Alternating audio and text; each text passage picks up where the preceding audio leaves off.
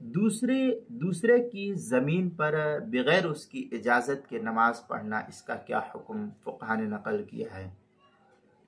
چنانچہ کسی دوسرے شخص کی زمین پر اس کی صراحتاً یا دلالتاً اجازت نہ ہو اور اس طریقے سے اجازت کے بغیر نماز پڑھنا، یہ فقہا نے اس کو مکروہ قرار دیا ہے۔ لہذا وہ حضرات جو مسافر ہوتے ہیں اور عام طور پر راہ چلتے ہوئے نماز پڑھتے ہیں، تو عام طور پر ایسے حضرات تو روڈ کے کنارے پر پڑھتے ہیں، تو یہ حکومتی سطح کی زمین ہوتی ہے تو اس پر تو کوئی حرج نہیں۔ لیکن جو لوگ کسان ہیں یا اور بھی جو لوگ کھیت کھلیان میں کام کرنے والے ہیں یا ادھر ادھر کام کرتے ہیں اور دوسرے کی زمین پر نماز پڑھتے ہیں، تو اگر وہ اجازت دیے ہوئے آپ کو نماز پڑھنے کی تو کوئی حرج نہیں۔